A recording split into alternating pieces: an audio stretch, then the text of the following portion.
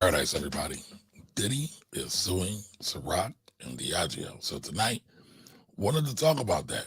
It's a whole lawsuit, right? So every time I get to examine a lawsuit, some trial cases, it's always a good day for me because that's where you get the real secret sauce, right? But if you don't know me, you're brand new to the channel. My name is Kamari Yellow. This is the Finance Rebel Show. This show is all about making wealth black again, right? Usually every Wednesday I'm here. We do our Wealthy Wednesday segment. We go over a topic and usually answer some questions. But today we're just going to go over the topic and I'll stop back in around on another day and get some of these answers. I'm messing up, y'all. Get some of these questions answered, excuse me. But like I said, I want to talk about Diddy. I want to talk about Diddy, Diageo, Ciroc, DeLeon, all of it. It's $1 billion brand or $1 billion brands that Diddy has created. And y'all know I've been kind of chronicling a little bit how Black entrepreneurs, Black consumers have been driving the back up on a lot of these liquor brands or a lot of these European brands to really take money, wealth, and riches to these folks. And oftentimes there's a problem when it comes back to the Black side of things. So today we're going to talk about that. We're going to get on to it. So be sure to share this with someone. We're going to go deep into it. Court case, articles. I did a whole fact check on it. It's quite interesting. Quite interesting. But as always, let me get these here. I see Akira's in the building. She says she's the first one here. So welcome. So as I get this going, I didn't share it out with anyone. So let me just share it out with a few folks and to a few of my favorite places. And we can get the party started. Bear with me 2 seconds, 2 mementos, and we'll have a good old time. So first question, has anybody seen this? Has anybody been paying attention to this? I saw a couple of other people who kind of covered this. Didn't really seem like they covered it in any real depth.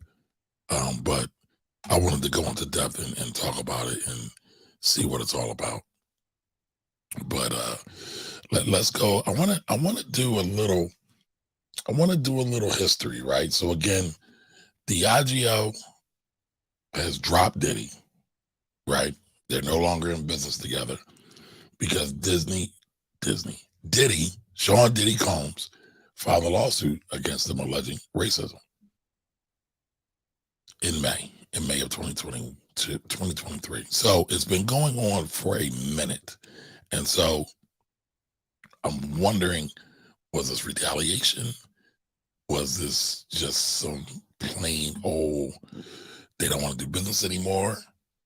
But when you read through the case, you know, it's depicting a different kind of flavor, in my opinion. But the story that I first saw dropped in Bloomberg, and I want to share this now. Like I said, I want to do the whole timeline. I want to go through the whole timeline. But I want to start here where I saw this coming. Then we'll jump back into it all. Hey, Evelyn. What's up, family? How are you? Welcome. So, Diageo breaks up with Sean Diddy Combs after his accusations of racism. Gasp. We've never seen that before, right? We've never seen that happen before. Let me blow this up a little bit bigger. And let me reposition the screen, right? So Diageo breaks up with Sean Diddy Combs. Combs' lawyer called Diageo's move cynical and transparent, meaning that it's typical. Music mogul sued last month, claiming bias in brand promotion. All right. So some of this stuff we're going to go over twice, right? I'm going to try not to be too repetitive, but it's interesting in what kind of light and angles all these issues are showed in, right? So Diageo North American Inc.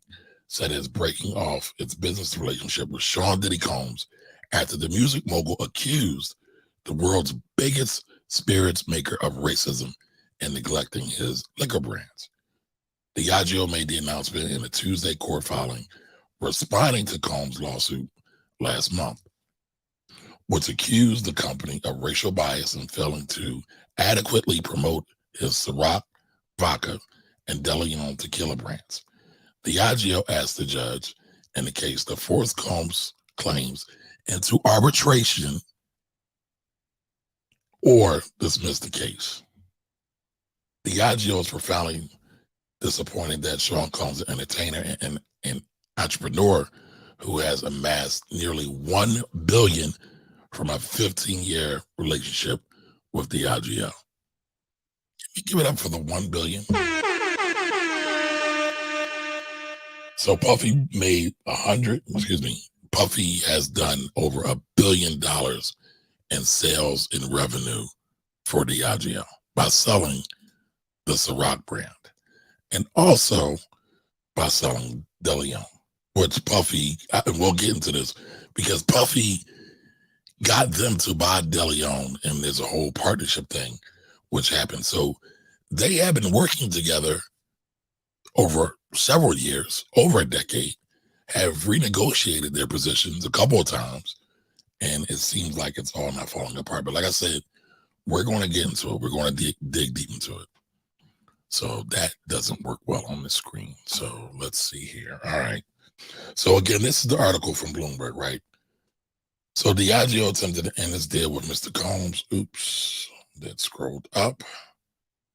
It's like firing a whistleblower who calls out racism. His Puffy's lawyer, John Houston, said in a statement, a cynical and transparent attempt to distract from multiple allegations of discrimination.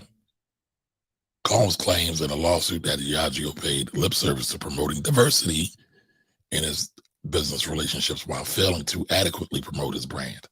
As evidence of bias, he pointed in his suit to the company's $1 billion acquisition and marketing of the Casamigos tequila brand, partly founded by actor George Clooney.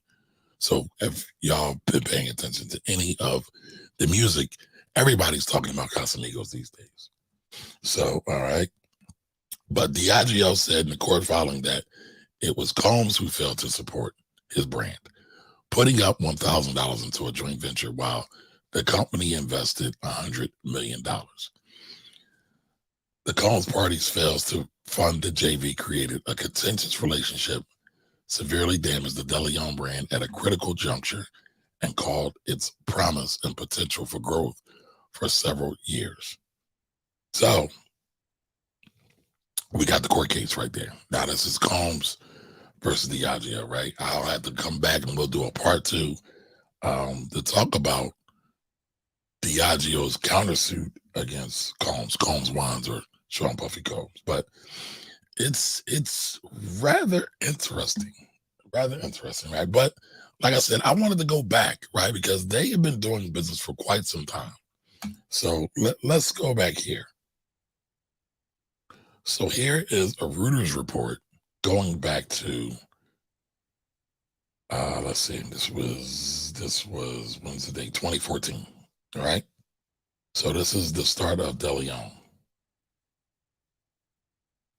So the American record producer, actor, entrepreneur became the face of Ciroc in 2007 under a joint marketing and profit sharing deal, which has brought a nearly 40-fold rise, 40x in annual sales volumes for the brand's product.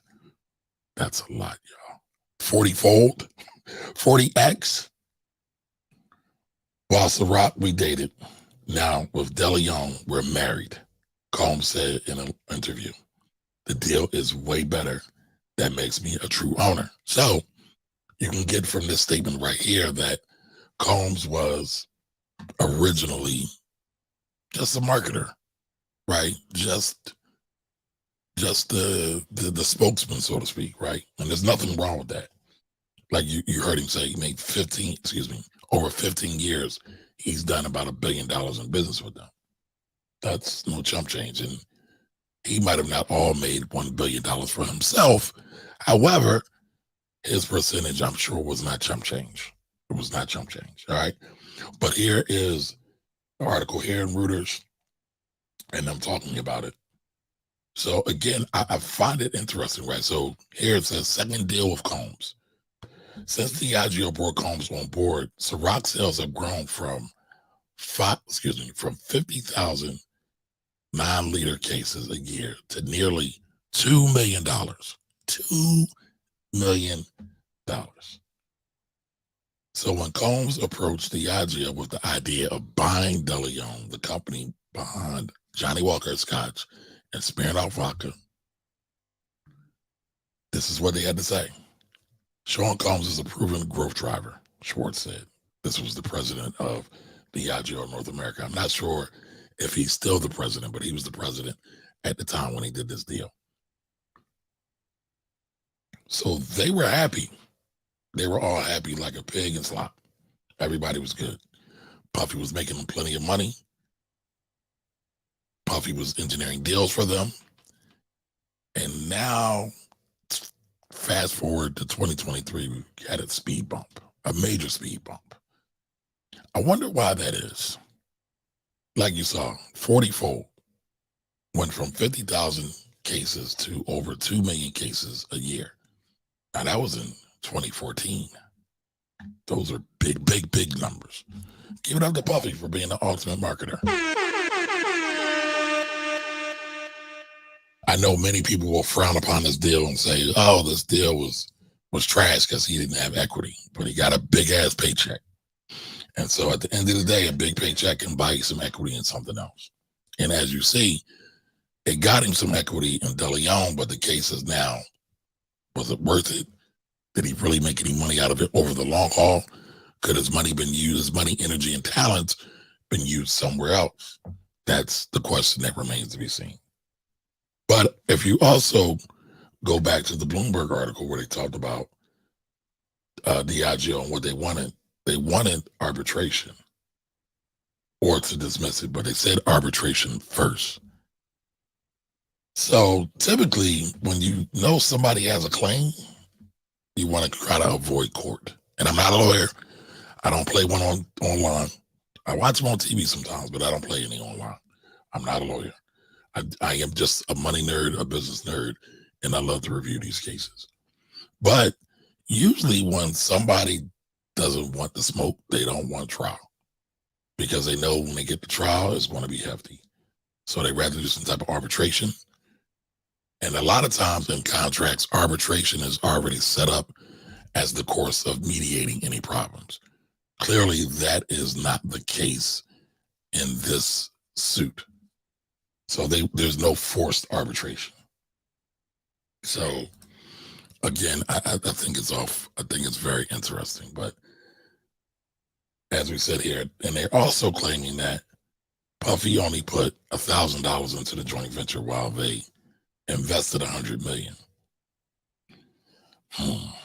Does anybody know how much an average bottle of Ciroc is? I'm just curious what the average bottle of Ciroc is. Because if he's selling 2 million cases, not sure how many bottles are in a case. Let's say 10.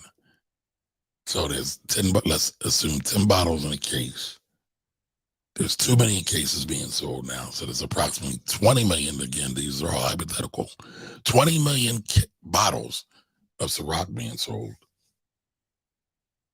I don't think they really cared about the $1,000 being put into the joint venture at this point in time. Sounds like they're just trying to be petty. That's just me.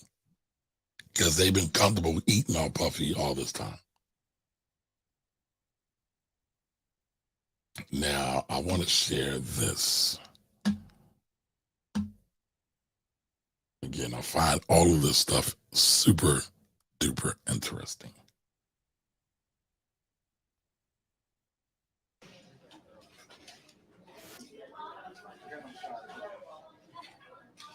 Chief Marketing Officer, who will make some brief remarks and then introduce Sean. Today, I am proud to announce my next great business endeavor. After close to a year of negotiations, I'm proud to announce a groundbreaking strategic alliance between myself and Ciroc Vodka. Over the past 10 years, I have been offered to do my own champagne, tequila, beer, rum, moonshine, and vodka. But it wasn't until I tasted Ciroc that I found what I was looking for. Last week it was very embarrassing. I didn't really want to come. Now I'm not going to go over this because he got into some kind of trouble or something, right? But everything is good. Everything is great. This video was published. This video came out in 2007, but it was published on YouTube 7 years ago, 2015, 2014, somewhere around there. But everything was lovely. Everything was great. And then now it's not. So, it just makes you think that maybe there's a little bit more to this here, right? Now, I've read through the case, at least the first one. Like I said, we'll have to do a part 2 to go over the second one. Now, I'm going to pull the case up. I'm going to go over the case. Let's see there. So, Combs Wines and Spirits, LLC versus Diageo North America. Now, Diageo is actually an English brand, but they have a North American subsidiary that handles all their stuff over here. And there's a lot of things in this lawsuit that I was really, really interested in. I'm going to try not to read it word for word and put y'all to sleep, but there are some key points here that I think we all should pay attention to. So let me pull it back up on the screen and let me blow it up a little bit more. Blow it up just a little bit more. Listen, do me a favor. If you enjoy this kind of content about money and Black wealth, do me a favor, like, share, and comment, and also subscribe to the channel if you like this kind of stuff. Alrighty, so let's get to this, right? So just laying the groundwork, the nature of the action, right? Why are they here in public? Diageo, a multi-billion-dollar publicly traded spirits company. By the way, we should be pulling them up as well to look at the stock price. Do me a favor, somebody in the chat, tell me what the stock price is of Diageo. Throw that in there. Diageo's public statements tout that it supposedly believes the most inclusive and diverse culture makes for a better business and a better world. I would agree. But I think we all can testify that many of the folks that are saying that they want diversity and inclusion, a lot of these PWI corporations say they want diversity and inclusion, they're really slow to do anything about it. There was a lot of promises made right after George Floyd. Not sure what happened to that. There's only like one major corporation that's kind of really done anything substantial that I could think of off the top of my head, and that was Netflix. They deposited a bunch of money in black banks, which I commend them for. But everybody was pandering and saying all kinds of things that we wanted to work to do better after George Floyd and all the rioting, because everybody was scared. And a lot of that went away. So I don't know what people really mean, what white companies really mean when they say they really believe in diversity and inclusion. But let's get back to it. So, and these are all Puffy's lawyer's wordings, right? So some of it is a little puffy, no pun intended. All right, cloaking itself in the language of diversity and equality is good for Diageo's business, but it is a lie. While Diageo may conspicuously include images of its black partners in advertising material and press releases, its words only provide the illusion of inclusion, as Combs Wines and Sean Combs have experienced firsthand. Diageo, by and through its parent company, Chief Executive Officer Ivan Menez, have proven unwillingly to treat its black partners equally, even when explicitly required by contract to do so. So they're saying they're not getting equal treatment. All right, and so then as we go through this, right, again, just to lay the groundwork and the and the lawsuit. Again, I love looking at these lawsuits. Maybe I should go to law school one day. I gotta find somebody to pay for it though. But I love looking at these lawsuits because this is where you get a lot of information. A lot of times people will say certain things in the public and media brands, but when you get the cases, you get to see what's really real, what it's really hidden for. And so that's why I appreciate them so much. But again, going back to this. So Sean Combs is the owner of Combs Wines and has long-standing business relationship with Diageo for two spirit brands, Ciroc Vodka and DeLeon Tequila, based on Diageo's false promises about investing in diverse owned and diverse backed brands. Mr. Combs has put the full force of his marketing, business, and personal resources into his Diageo partnership. Y'all heard what he said, right? And there's other things there, but they went from 50,000 cases to 2 million cases annually. I would say Puffy's made good on that promise. I mean, I don't know. What do y'all think? Do y'all think Puffy has made good on that promise? Put that in the chat and let me know what you think. All right, so Diageo agreed to certain terms to ensure his brands were not ignored or relegated to second-class status, but instead treated equally. Specifically, his agreement with Diageo contains, and there's a lot of redacted information in there. So they're giving a lot of specifics in this that it's been redacted. So we run through this the whole way through and through.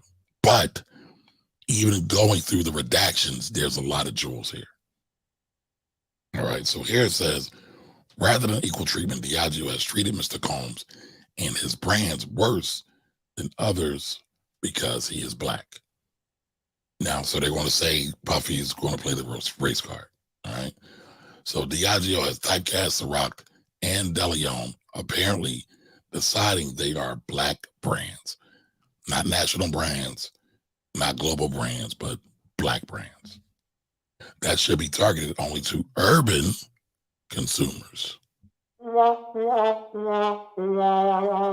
I don't know if any of y'all drink at all, if y'all have paid attention over the years, but Ciroc has been sold out in many liquor stores, many wines and spirits, many package shops over the years across North America. So I don't know if I don't think it's fair if they, and these are Puffy's words, right? The urban consumer. But I don't know if it's fair to say, and these are their words, that Ciroc and DeLeon are urban brands. I would just say they're brands. But if that's how they're being treated, then that's how they're being treated. And if that's the case, that's sad. All right, so going back to this. Diageo's president of Reserve and New Business, Stephen Rust, directly acknowledged the company's racist undertones in 2019, telling Mr. Combs that some within Diageo's leadership resented him for making too much money. Now, y'all just heard me say he's made about $1 billion, or at least generated about $1 billion for Ciroc over the last 15 years. That's a lot of money. There's a whole lot of money in this. So, Mr. Combs, that some within Diageo's leadership resent him for making too much money. He also admitted that Mr. Combs' race was part of the reason Diageo limited the neighborhoods where Combs brands were distributed. Sounds like redlining to me. Retail redlining. If Mr. Combs were Martha Stewart, Mr. Russ said things would be different. Things would be different. Diageo's Mr. Menez and Mr. Russ had put their feet on the neck of Mr. Combs brands. And the business where production, distribution, and sales are the pillars of success. Actually, that's any business. The production, distribution, and sales are the pillars of any business success. All right, so Ciroc and DeLeon have been starved of resources for all three. While Diageo invested in and expanded its other brands, many of which were acquired after Ciroc and DeLeon, Mr. Combs brands were allowed to wither, getting increased attention only if Combs Wines demanded it under threat of legal action. In a proceeding not before this court, Mr. Combs intends to seek billions of dollars in damages due to Diageo neglect and breaches. Now, again, I don't want to bore y'all with this, right? I don't want to bore y'all with all of this, but there are some things here, right? So Puffy and his lawyer, his legal team have laid out that they felt like the treatment of DeLeon, especially, has been really bad, has been piss poor. They're not highlighted on any of the Diageo brands. A lot of the marketing spend has gone to Casamigos and Don Julio, their other tequila brands, right? And so they feel like, Puffy feels like, and he's stating in this report that the math ain't mathing. Y'all not putting up, and I'm making money for you, but the ends aren't meeting. All right, so about that, Abala just posted for me. DeLeon, DEO, stock price is $169.47. Now, Anthony, is that the ADR? Is that traded here or is that traded over in London? Curious. Now, here's another piece that I want to share with y'all. So unfortunately, this is not the first time Diageo has had to answer for its unequal treatment of its black partners. Through the present suit, y'all, Combs Wines seeks to finally put an end to Diageo long-standing misconduct. Combs Wines demands nothing more than what Diageo has promised to consumers, shareholders, business partners, and Combs Wines itself. Diageo must be ordered to court to give Combs Wines the same treatment it gives its other successful tequila brands. It is time Diageo's actions match his words. Now, that's really weird to me. All right, cool. So, Anthony says it's from the New York Stock Exchange. All right, so that's like, I do find it peculiar that Puffy was there in 2007. I do find it peculiar that they acquired DeLeon in like 2014, 2015, before they had Casamigos and Don Julio. I do find it weird or peculiar that they haven't put that much energy into DeLeon.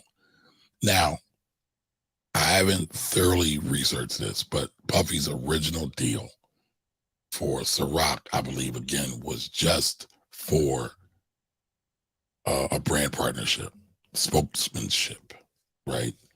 And it's kind of alluding to that in some of the other things that I shared. So, he promotes it. He gets a cut off what's sold. DeLeon, however, he suggested the deal. He engineered the deal, seems like. And it said he was a true partnership. It was a marriage. Those are the words he used. It was a marriage. And the term marriage is used several times in this lawsuit.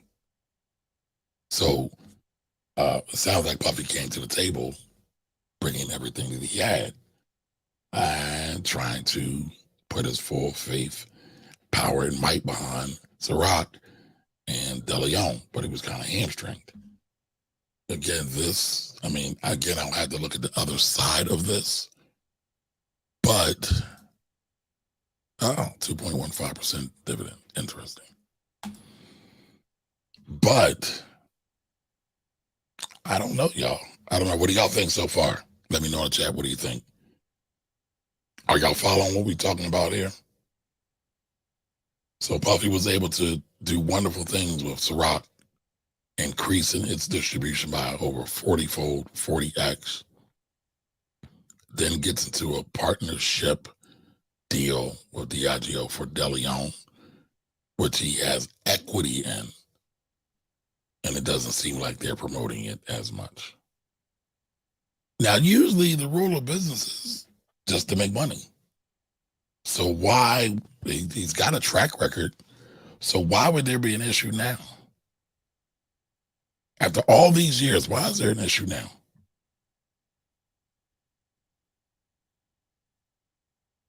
So here's some more of this here, right? More of this. A lot of redactions here. Diageo first approached Mr. Combs more than 15 years ago. In 2007, Diageo contacted Mr. Combs to help grow its then struggling vodka brand, Ciroc. Now, again, I don't know if any of y'all drink, but if any of y'all drink, if you just go back and get mental Rolodex through the 2000s, even in the late 90s, Ciroc was not a serious vodka. You might have had some Grey Goose, some Belvedere. I'm trying to think of some others. Even I think Nikolai got more respect than Ciroc back then. But now everybody gets Ciroc. Think about all the artists that Diddy has ushered in to help promote Ciroc. I know Rick Ross was doing something with him. I know DJ Khaled was doing something. I believe there was some type of sponsorship going on with the Breakfast Club at one point when they were on Revolt. So again, he's bringing to force the whole Black hip hop community that has influence and sway on not just the Black community, right? Not just the blacks, as they're alleging here. They also have sway over the world, as we see hip hop is a world phenomenon. But I guess something happened. Something happened. All right, but now going back into this. John James, welcome, sir. Welcome. And I apologize. I didn't give everybody the horns. So here's the horns for you too, Anthony. I don't want to be indiscriminate or discrimination. Excuse me. So pulling this back up, right? The years following the signing of Ciroc agreement were filled with consistent supply issues and lack of meaningful distribution. Despite Mr. Combs' repeated pleas, Diageo failed time and time again to devote the proper attention, resources, and support to Ciroc. But even in the shadow of Diageo neglect, Mr. Combs sparked spectacular growth for the once fledgling brand. Now here, I'm going to blow this up a little bit more because this Mr. Combs' impact is proven by the numbers. In 2007, Ciroc sold only 75,000 cases per year. And just 2 years after Mr. Combs began promoting Ciroc, annual sales grew to about 400,000 cases. And by 2014, sales of Ciroc had grown by over 3,000%. Since Mr. Combs began marketing it, since Mr. Combs began marketing it to approximately 2.6 million cases per year sold. 2.6. That's a lot. Due to the power, reach, and efforts of Mr. Combs, Ciroc went from just another vodka to $1 billion spirit brand known by millions. I would say that's true. What do y'all think? Do y'all think that's true? Do y'all think millions of people know the Ciroc brand? What do y'all think? All right, so Akira says, so they ended up with the urban folks funds to help boost them, and now they're trying to be funny like LVMH. Thank you, Anthony. Appreciate you. So again, I find that funny. This is all, man. I need some more sound bites. I need my Dr. Umar. Don't you find that suspicious? Don't you find that suspicious? I find this all very suspicious, but there's two sides to every story. Two sides. So I'm going to go through a little bit of this. Like I said, I don't want to just read it line for line, but some of this stuff I just find super interesting. And if you don't get the little detail, the little fine points, you'll miss the nuance of it all. You'll miss the nuance of it all. So in 2013, Cone Wines and Diageo formed DeLeon Holding Co. LLC, a joint venture to buy, market, and sell De Leon tequila, a boutique tequila brand then distributed in just 18 states in DC. 18 states in DC. Keep that bond, y'all. All right, so you know what, Anthony, you're right. Now, this might show that I'm a little biased. So Anthony says I need a drink. I do. I just brought my first bottle of De Leon the other day. So I found it interesting that Puffy gets dropped today. And so again, I didn't even realize that Puffy had thrown a suit at him last month. But it's interesting. But I guess it's just timing. And I'm not really a vodka drinker, but I did like De Leon. Very chilled. It has to be chilled. So it was pretty good. Now going back to this suit, right? So they brought the brand. It's only been marketed in 18 states in DC. So let's say 19 states. Let's not disrespect Washington, DC. All right, so despite Mr. Combs' efforts and optimism, Diageo's promises the party's marriage, see that word marriage, y'all saw it before when Puffy said it's now a marriage. The marriage suffered almost immediately to Diageo's neglect. The parties had formal and informal agreements about distribution, about investment, and about brand positioning for De Leon tequila. Now, I don't think, so here's the thing, and again, I'm probably biased, right? But I don't think Puffy's going to go into this deal wanting to lose. Puffy's a black capitalist. He wants to make money. He knows they've got a product. He can sell that product because he's been doing this for years and years of building up his brand. So I believe him when he says there was informal and formal agreements. In any real business relationship, there's going to be formal and informal agreements. You know, a lot of times I see people say, well, make sure you get everything in writing. You can get things in writing, but clearly it doesn't always work out, even if it's in writing. Yes, it is defensible in court. Ideally, though, you want to deal with people who are straight up. And as we know in this world, a lot of people are not straight up. But here's the thing. Paper alone does not save you from people being, what's the word I'm looking for here? For not being untoward. How about that? We'll use that word, untoward. Now, so you have to be careful. You got to be careful. So again, the parties had formal and informal agreements. Yet Diageo consistently fell short of their commitments. It instead began investing more heavily in other brands, including the competing Don Julio, very popular as well, that it acquired in 2015, 2 years later, right? Follow the timeline. And Casamigos tequila that it acquired in 2017. Enamored with its new shiny toys, Diageo's commitment to and focus on De Leon inevitably suffered. So, you know, that happens when you have these brands, because these brands build portfolios. If you notice here, they have a portfolio of liquor, a portfolio of tequila. So, you know, sometimes it's a matter of who can do the best and forgetting about the rest. But they had a contract with Mr. Combs saying that they were going to back it, and they brought it, and it seems like somebody's coming up a little bit short.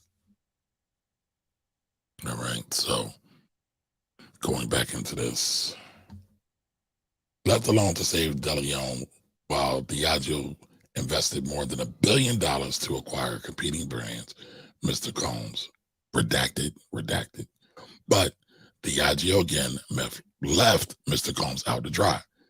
Diageo insisted on an inferior design using inferior materials, and even worse, launched those redesigned bottles without any marketing support. The product was the public was understandably confused, and the product continued to flail. Diageo's refusal to abide by its obligations and promises escalated in the late 2000s to the detriment of De Leon. For example, Diageo discontinued De Leon's 375 milliliter bottle. Right, so here they're having a dispute over how to market this brand. Packaging, in retail, packaging is everything. And so if they don't like how the packaging looks, if Puffy doesn't like how the packaging look, and he feels like it's not helping to sell the brand, it could be an issue. So like I said, I don't want to just go over and read the whole case, even though I find it fascinating. Truly, truly fascinating. I'm just try to give you the highlighted points. There was another point about Ciroc, just showing that. I mean, you saw in there they said 75,000 cases, right? In other reports, it said 40,000, right? This is why it's important to get multiple sources. When you're reading things, you want to get multiple reliable sources. Not like everybody last week or two talking about Tyler Perry brought BET, and then they said he's not buying BET. And a lot of these sources that ran with it haven't even retracted their information, right? Y'all want to ignore all these ghetto, I shouldn't say that, but I'm going to say it anyway. All these ghetto bloggers, all these ghetto IG posts, all these other platforms that don't do due diligence, that don't do fact checking, right? You have to do your fact checking. You have to go to multiple sources. Don't just rely on one person or one source. And ideally, you want to go to what they call primary sources, people that have a track record of fact checking. New York Times, Bloomberg, Wall Street Journal, right? And I'm going on a little bit of a tangent on Tyler Perry, but a deal of that size, right? They were saying it was $3 billion. One of those big media groups would have covered that. Somebody would have covered that, just like they're covering Puffy now with his measly $1 billion suit. And I'm being sarcastic, right? Ain't nothing measly about $1 billion. But again, fact checking is important, y'all. And y'all know my show is all about black folks. We fall for a lot of these scammers, a lot of these felonious people, because we don't do our due diligence. Let me say that a little bit louder. We don't do our due diligence. We don't do our research. We don't check sources. It's okay to check sources. If somebody says to you, just trust me, trust, but verify. That's always the rate. All right, so let's go back into this. Oh, we got two new joiners. Nia's in the building. What's up, Nia? I saw your show. Everybody go follow Nia. By the way, go follow About That Wallet as well. And my man, Jay Jackson, is in the building. Now, Jay's a very, very, very smart guy. He's actually been on the show. You're going to see some clips of him dropping really, really soon. So he says, what is fact checking? What is it to vet something or someone? So I don't think people want to truly vet people. People just want to be lazy. And that's the problem. We're too lazy. Can't be lazy when it comes to money, y'all. Can't be lazy. All right, so let's go back to this case. Now, I done lost my spot. But most recently, Diageo has crippled De Leon's growth by failing to keep up with consumer demand for De Leon's Respado tequila. I believe that's how you say it. As Respado tequila surged in popularity, Diageo did not adequately ramp De Leon's production up. And I mean, I don't know if y'all been paying attention. Tequila is the new craze. It's been a craze for a while. But now, like I would say the last 7 years, especially over the pandemic or the pandemic, I don't want the algorithms to hear my voice talking about the negative things. That's CV-19. But it seems like all liquor has grown out the frame. And tequila has been one that is very, very big And many people are really, really following into it. So,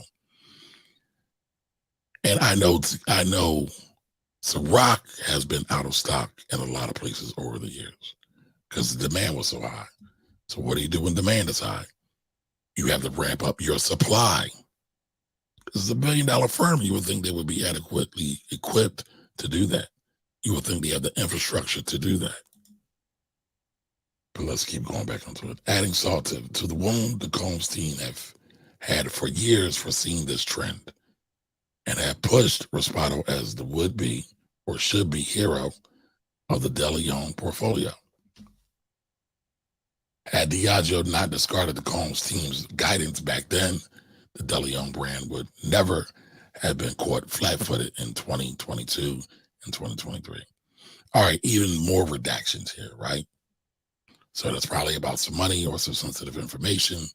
That's what usually happens when things get redacted. So even the bare minimum equal positioning efforts have proven too much for Diageo. Unlike other tequilas, Diageo didn't even have a dedicated brand page on Diageo's website. So this is where the stub comes in, right? Now, Diageo has a whole lot of brands. I'm sure all of them don't have a dedicated page, but here's where the rubber meets the road. Did they negotiate for that in writing or informally, right? But clearly there's something here. There's something going on here.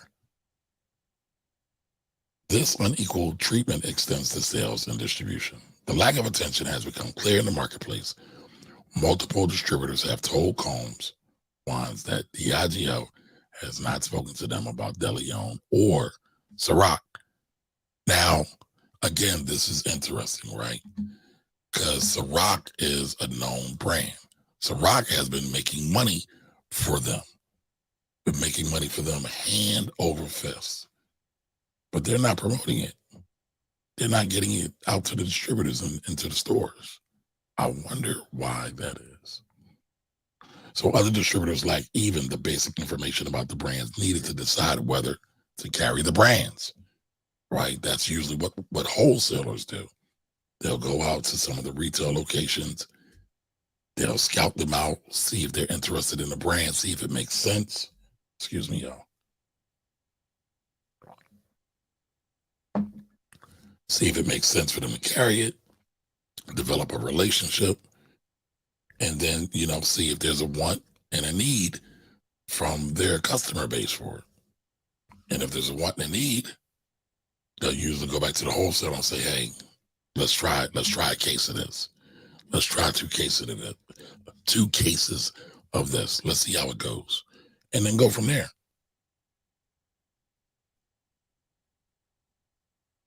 The sort of information that any good faith distribution effort would ensure was widely circulated. Standard practice. Reading from this here. Can we go back to it? Numerous market participants, both inside Diageo and independent of it, have correctly diagnosed this problem as one of racial stereotyping. A Ciroc brand executive, for instance, redacted. They don't want to give out names. They don't want to snitch on nobody. Major retailers, but let me back up. This is submitted to the court, so the names are known. So this is evidence. Major retailers and potential business partners have likewise confirmed to Mr. Combs that Ciroc and DeLeon are positioned by Diageo as ethnic brands. Not national brands, not global brands, but ethnic brands, Black brands, hood brands, ghetto brands. Dare I say the N-word, brands? Interesting. Really, really interesting. So you have this white-owned company that's making a shitload of money with Puffy. And from all accounts, they're saying that they're positioning the brands that he's in charge of as ethnic brands. Ooh. I don't know. Anybody surprised? What do y'all think? Now remember, the Financial Rebel Show is only for educational and entertainment purposes only. It's only entertainment. The predictable result of Diageo intentionally restricting DeLeon's sales footprint is that DeLeon's sales footprint has remained restricted. The third-party data confirms DeLeon distribution has hovered at minuscule levels. Here's the thing, y'all. Here's the rub. Pay attention. Pay attention to this. Pay attention to this. All right. Read that again. The third-party data confirms that DeLeon distribution has hovered at minuscule levels, while Casamigos and Don Julio's distribution rates continue to increase year after year. And even in retail locations that sell DeLeon, its products are only in a few facings. When they say facings, that it's out for the public and the customers to actually see. So, basically, Puffy's laying out here with his legal team that DeLeon is getting snubbed, and even Ciroc is being snubbed, even though Ciroc has been a major cash cow for it. Now compare that to Don Julio and Casamigos, who not only have multiples more retail facings than DeLeon, but have increased the retail facings almost every year. So that means they've been putting marketing effort and distribution efforts into Casamigos and Don Julio. And Puffy's basically saying that they ain't showing DeLeon no love when it comes to distribution and marketing. Likewise, while Don Julio and Casamigos have more than doubled their sales velocity, velocity speaks to the speed of a thing. In recent years, DeLeon laggers behind. As of 2022, DeLeon's tequila is distributed in just 3.3% of all possible outlets, as compared to 36% for Don Julio, 34.4% for Casamigos. A disparity that is all the more egregious given that the parties DeLeon's partnership predates Diageo's acquisition of the other brands. So I would agree with that, right? This is like kids. Why are you showing more love to the baby kid and then forgetting about the adult child? Now we know a lot of that does happen in real life, right? The older children, the older siblings tend to have to do more work than the younger children. The older children usually are the test cases. They get tested out on. Parents don't know what the hell they're doing in terms of parenting. They kind of get their way, and the younger children benefit from this. I don't know if this is the case here, but it seems like it. It seems like it. Now, this is a 32-page lawsuit. I've only gotten through page 9. I'm not going to do that to y'all. I'm not going to just keep reading this to y'all, unless y'all want me to. Y'all, let me know if y'all find this boring in the chat. Put a 1 if you think it's boring. Put a 2 if you think it's great. Let me know what you think. So, as we get going a little bit further into this, there was a couple more points, and I couldn't highlight this on here, which makes it more frustrating because normally when I highlight this, I can kind of zip through.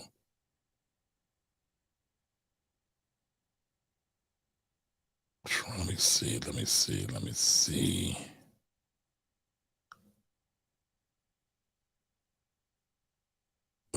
Give me 1 second, y'all. Trying to find something else. But I mean, when you look here, all right, here it is. But when you look at this, right, Puffy's making his claim. It's a lawsuit. His legal team is puffing it up, as I said earlier, right? That's what they're supposed to do. But they're staking their claim. They're saying that, hey, something ain't right here. Why I've been here longer? Why I've been making money for y'all? I've been a good earner. And y'all just treat me like chopped liver. Why aren't my brands and my projects, especially DeLeon, which is an equity venture, getting the love that we agreed upon? So, but I got another Another piece. Hold on. I want to get back to this. All right. So Jay Jackson is trying to give me some culture. Represado. I guess. Whatever. It's only entertainment. That's all I got, brother. But I do like to pronounce names, pronouns correctly. So what's up, Eunice? Eunice has been here like 2 weeks in a row. Might be more than that. All right, so Eunice says it would be great. It would be great to start his own distribution. All right, it would be great if he could start his own distribution. Dealing with certain individuals, most times they play the race game. Sadly. All right, too. So Eunice says it's good. All right. Wayne says it's good. All right. So only two of y'all think this is good. So man, I'm going to go ahead and wrap this up because only two of y'all said it's good, but nobody said a one now. So y'all being lazy tonight. All right. Eunice also comes back and says, I think it's great because even though this is rich people problems, we as average to middle income or growing income can still learn from his mistakes. Also, it's still a black problem. Yes, I agree. That's why I cover this, right? And I want to say this. 99.99% of the financial, I don't even want to call it advice. So 99.9% of the financial content online is bullshit, right? They're always comparing you with some rich person, some billionaire. Do what the billionaires do. But 99.9% of the time, you can't do what they do because you don't make the money they make. You don't have the network they have, right? So instead of saying, hey, spend some time developing your network, spend some time developing your skills, most financial people are selling dreams with the hopes of you buying something from them one day. This case, however, to me is different. The reason I cover the court cases is different because you can actually get real jewels from them and real understanding and learning that you can apply to your business. Most people don't need a trust, but I keep getting questions about a trust because Waka Flocka said Trump told him about trust. But again, you don't make money like Waka Flocka. You don't sell records like Waka Flocka. You don't have other business interests like Waka Flocka. But why do you want to compare yourself to him? Do what you can do where you are right now with what you have. That would be the smarter thing to do. And stop listening to so many of these so-called social media gurus. But that's another discussion for another time. Elijah's in the building, Financial Anatomy. What's up, brother? How you doing? Welcome. Got to give you the horns. I appreciate you. Everybody go follow Elijah over at Financial Anatomy. He does some good stuff. All right, so this is the other thing I wanted to point out in this case. So Steve Russ, president of Reserve and New Business at Diageo, eventually revealed Diageo's true attitude about Mr. Combs in the Black community. At a meeting on or about October 10th, 2019, Mr. Russ told Mr. Combs that some within the community resented him for making money. Now, we talked about this already. They're recapping this. So they resent him for making so much money and admitted that his race was probably part of the reason. Diageo, blah, blah, blah, blah, blah, redact. But then goes on to say, Mr. Russ told Mr. Combs that if he were Martha Stewart, his brands will be more widespread. What do y'all think about that statement? Again, this is allegedly, right? Now, point 71. Unfortunately, other Black businesses besides Mr. Combs have felt the ill effects of Diageo's racial stereotyping, alleged. Groundbreaking Black artist Pharrell Williams alleged in a lawsuit filed in 2013 that despite entering a 3-year contract to produce and distribute his alcoholic beverage, Ciroc, I guess, Diageo shut down a partnership in breach of the parties' agreement after just 2 years. Even more recently, Ebony Major, the first black blender at a major whiskey distillery, filed suit against Diageo for discrimination after she created a bourbon called Blenders Select. Diageo sent Miss Major on a publicity tour to promote it. Yet, Miss Major left just a few months later, alleging persistent racial hostility, including pay discrepancies and demeaning treatment by coworkers. For example, Diageo sent her on a podcast with a host who was known to be hostile, who asked her what would happen if she was pulled over by the cops. One colleague asked her, "Hey, Poofy here, what happened to the dreads?" Another told her that blacks should get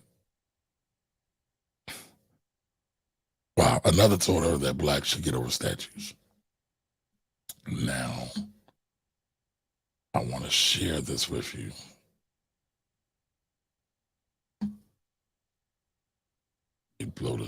Let me take this down. This is a little too big. So, here, look at this beautiful black sister, right?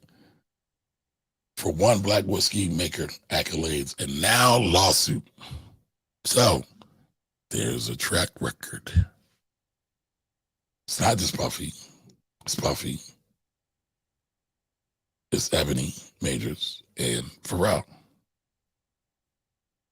So this article published in the New York Times, and you know the New York Times does what? We just talked about this.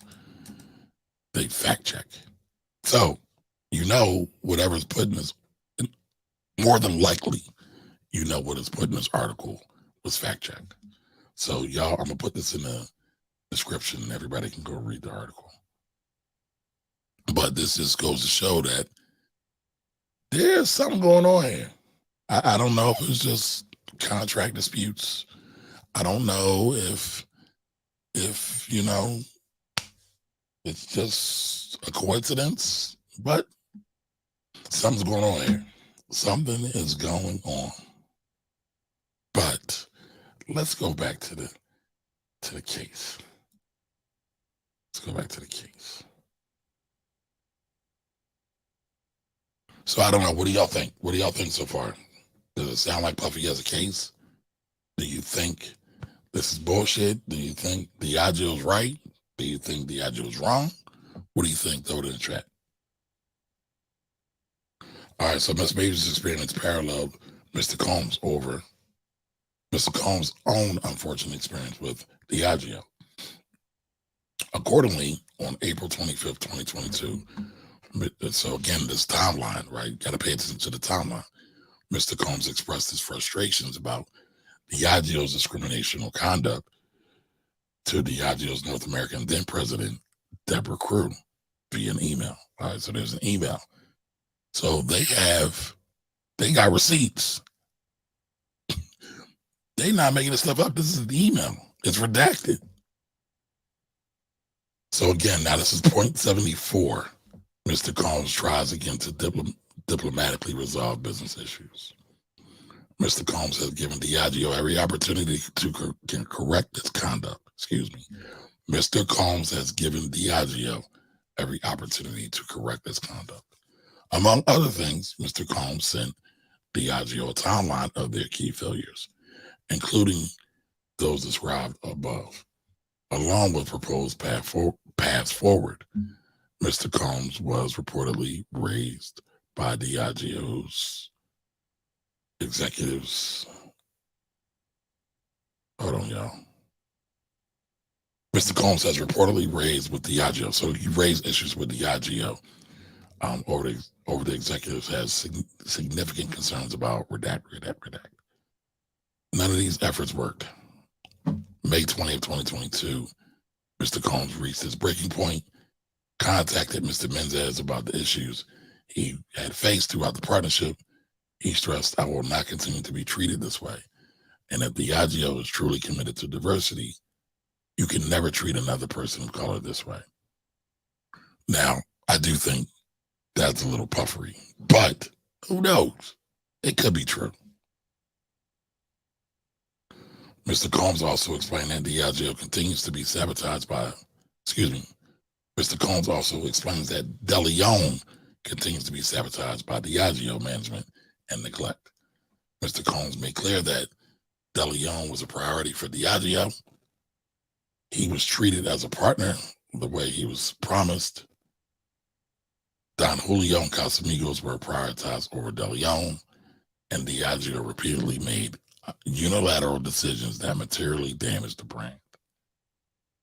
So in response, Mr. Mendez claims to be committed to resetting the relationship and thanked Mr. Combs for being the key driver of the success of Ciroc by being a champion of the African American people.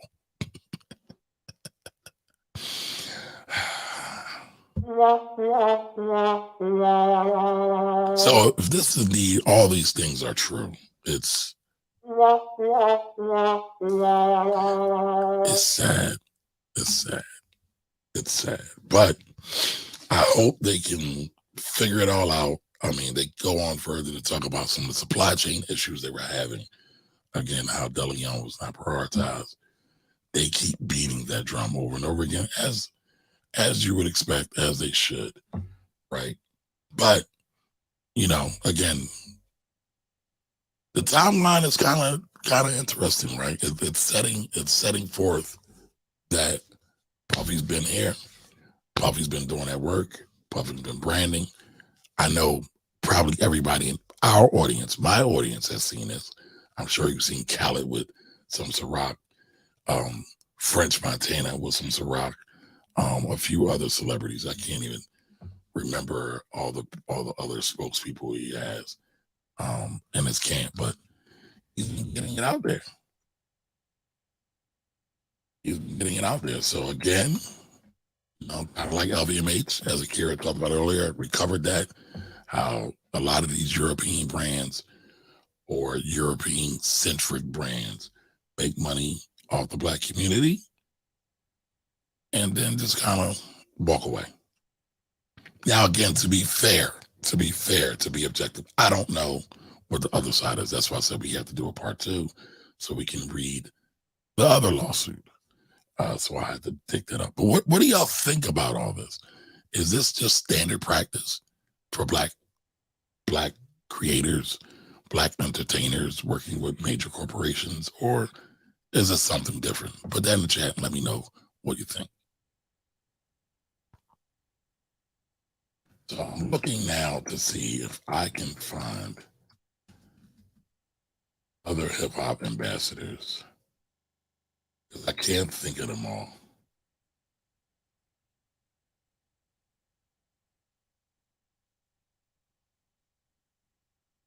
So this is interesting.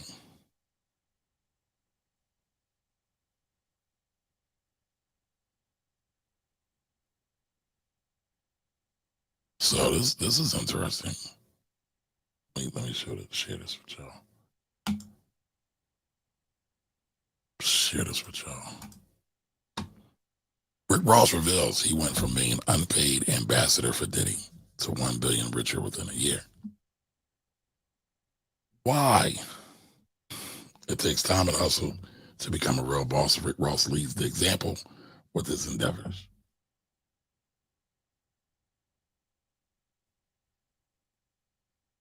So now, according to the Jasmine brand, right? So the Jasmine brand is not a primary source, but we're going to look at it here. It's clear that Ross is a man of his word that sticks to his own advice. The outlet reports that the rapper was once an unpaid ambassador for Ciroc, Diddy's premium vodka brand. Although Ross was already making waves at the time in the industry, he still took on the role to work with the mogul as a token of appreciation. Diddy later went on to reward Ross for his time spent for the company. I was once an unpaid brand ambassador for Ciroc for 1 year. So he was posting and supporting Ciroc for free. I've been meaning to do a broadcast about free. there's a lot of power in free, but I'm gonna come back to that. We'll do that another day. I was once an unpaid brand ambassador for Ciroc for a year, taking pics, posts, etc. Already a used artist. Following year, Diddy gave me a $1 billion check just for taking the initiative and going hard as I did when no one else was. He wrote via his Instagram story. So, Diddy clearly is promoting this brand. I think that's clear. I think that's clear. I don't even think I need to look it up, but I know I said Ross. Who else? Who else? I wonder who else. All right, let's look at this one. Let's look at this one. Y'all might not know this one. WizKid. WizKid's major on the continent, major in Africa. Signs a deal with Ciroc brand ambassador. Now, I'm not sure if Diddy's arm is out. I don't know if he gets to work outside of the U.S. in terms of Ciroc, but I have no doubt that he was the one who brokered that deal.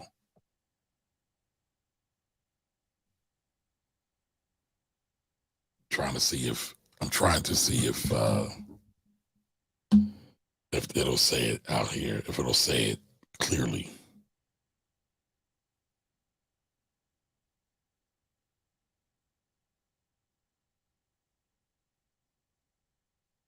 Trying to see now. Give me 1 second.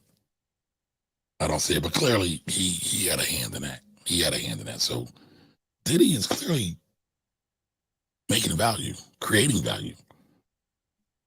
So I find it interesting that one, they were cool in 2007, were making a boatload of money in 2013.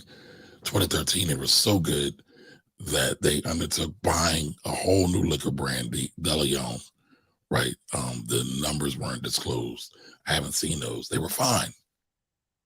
And then for it to kind of just all fall apart 10 years later. But Diddy, for just Ciroc, has increased it by 40,000%. And why just pigeonhole it as ethnic brands or black brands? And y'all know I'm super proud to be black. That's not the issue. When we out here talking about competing in the marketplace, why not position them to compete with everybody? Black brand, urban brand, ethnic brand or not, doesn't matter. If people like it, let them buy it. Let them compete, get them into more stores, get them more facings. That's what they're talking about when, get them into more stores, more shelf space as well. Why not? I find that interesting. I find it super interesting. But all right, I know we got a couple more. But what do y'all think about this, right? I want to hear about y'all. Y'all been a little quiet. Do y'all think this is crazy? Is this standard? Are you shocked? Surprised? I'll be honest. I thought that Diddy had done such a great job with this marketing and this branding and this generation of money for this corporation that he would be good forever. Goes to show I was wrong. Goes to show nothing lasts forever. All right, so Eunice says that was wrong for him to try to say that if he was Martha Stewart, that it would sell better. Their job is to sell, to advertise, to push it. I agree.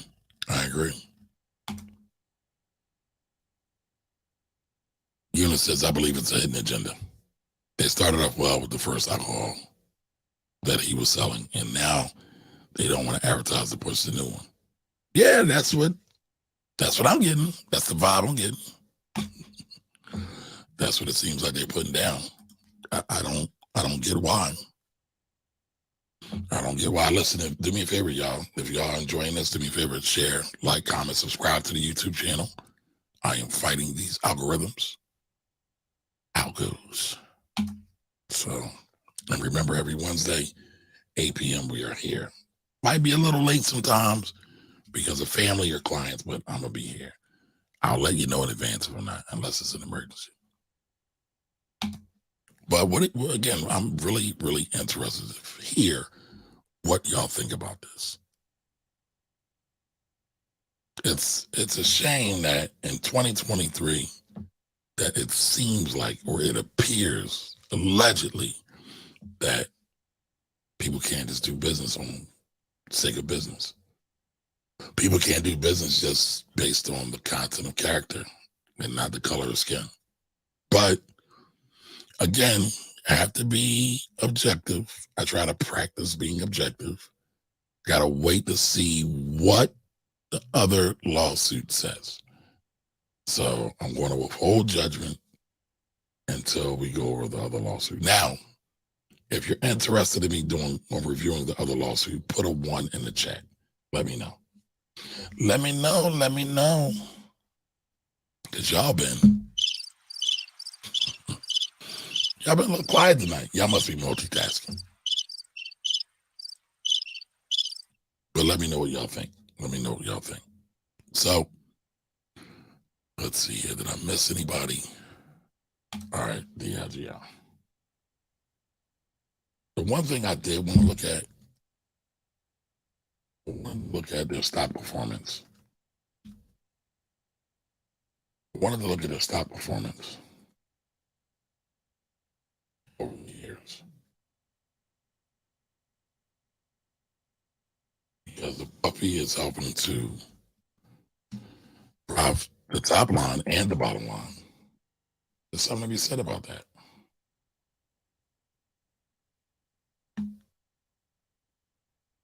Now, it looks like, and I'll share the screen. I just did a light share. I didn't pull up my trading app.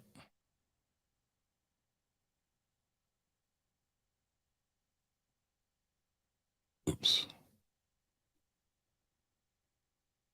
All right, as about that, while it told us, Diageo, 169.47. That's what it closed at today. Over the last, since 1997, it's up 461%.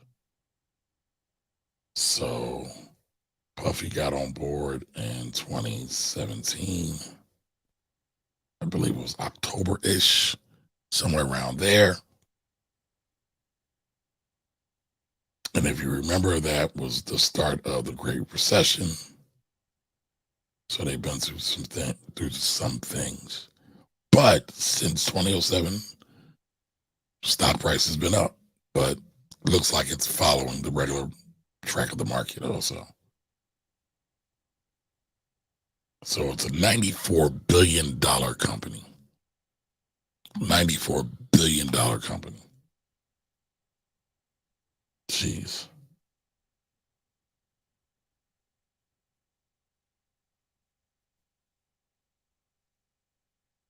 Let's see here. Let's go to, I want to look and see what their revenues are like.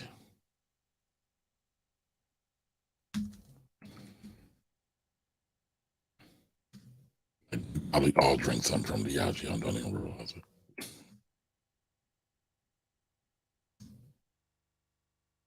Which is crazy. But do y'all want me to go over part 2? Do y'all want me to find what Diageo has to say in response? All right, so Eunice said yes. Wayne says yes. All right. I'm all tired of asking. I didn't cook too. I didn't put food up. I've got my husband's lunch and the breakfast together, and I'm still engaged in the conversation. Woo! You are multitasking. Look at Eunice being domesticated now. Listen, I can joke with Eunice like that. Eunice is my own girl. We're friends in real life.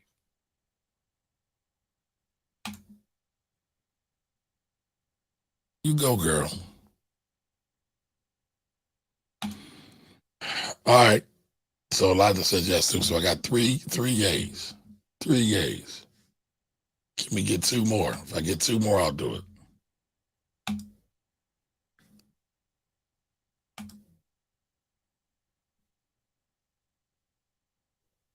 Asking me these questions.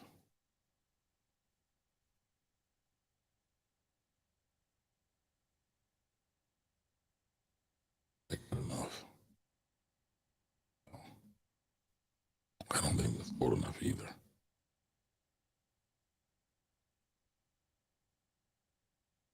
That'll work.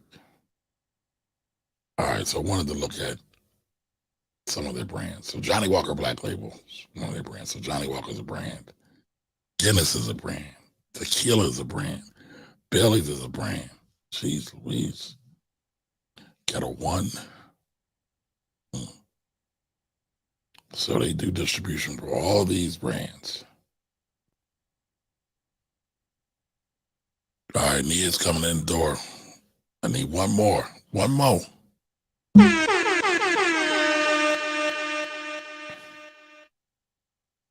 So Johnny Walker, Guinness, Tequila, Bailey's, Smirnoff, Captain Morgan, Crown Royal, Don Julio, Ciroc, Buchanan's, Casamigos, J&B. What is J&B? Is that Jimmy Bean?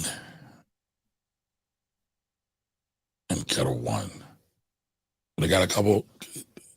I mean, it looks like, again, they built a portfolio of liquors, wines, and spirits. They all compete against each other. What it seems like. I believe they have even more than that. That's Diddy illustrated in his lawsuit. DeLeon isn't even listed on here. So I'm guessing these are more of the popular brands. Maybe there's some other less popular brands. So this is interesting.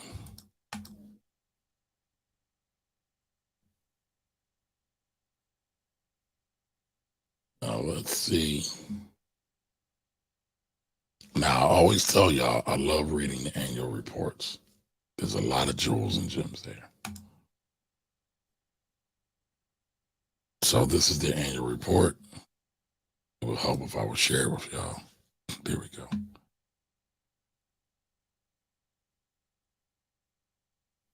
So the 2022 annual report. Let's see, what brands do they have listed? 15 billion in sales. Operating profits about 4 billion. 4.4 billion actually. So they making money. They making money. Oh, here's an interesting stat. Inclusion and diversity up 44% since 2021. Percentage of female leaders globally. Female leaders. I wonder if that will factor in race and ethnicity as well. So with over 200 brands and sales in more than 180 countries, our portfolio offers something for every taste and celebration. A global giant with a local voice. They spend money on their branding messages, clearly. So here, I wanted to see if maybe DeLeon was listed in the annual report, along with some of their other brands.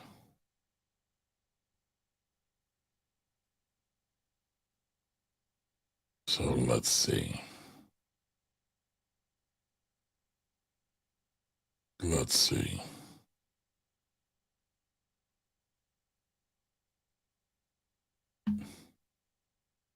So sales. Looks like Scotch is a major driver. Tequila is, I don't know if you all can see this, but tequila is not one of their bigger drivers in terms of revenue. Maybe that's part of the problem. Vodka here in the light blue is not a major driver either, but it gets some respect. So it looks like Scotch and beer are their major drivers.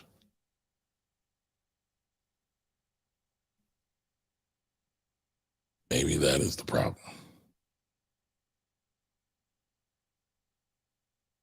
Retail sales value 865 billion.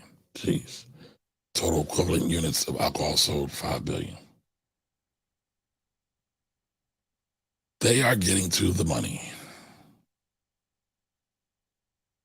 So I don't see. So here are the Don Julio bottles. Very pretty bottles. When we talk about packaging, packaging absolutely matters in retail spaces. You know, the whole term, don't judge a book by its cover, but most people do judge books by their covers because that's the one thing that gets them to, one, at least get them to pick the book up, turn the page, and say, hey, I might be interested in this.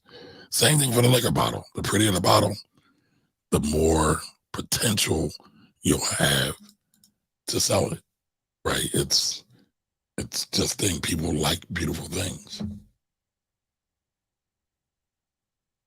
And yes, beauty can be very subjective, but I think many of us, maybe not all of us, but many of us would say that a flower in full bloom is beautiful. You might look at it, or at least I would. Maybe that's me.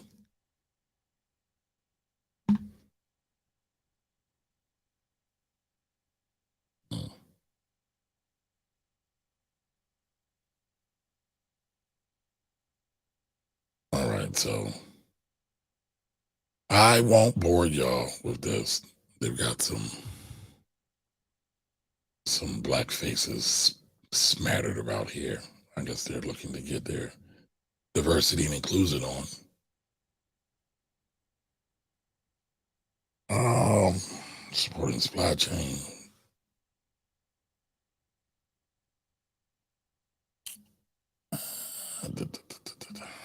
So let me do this. Let me do this.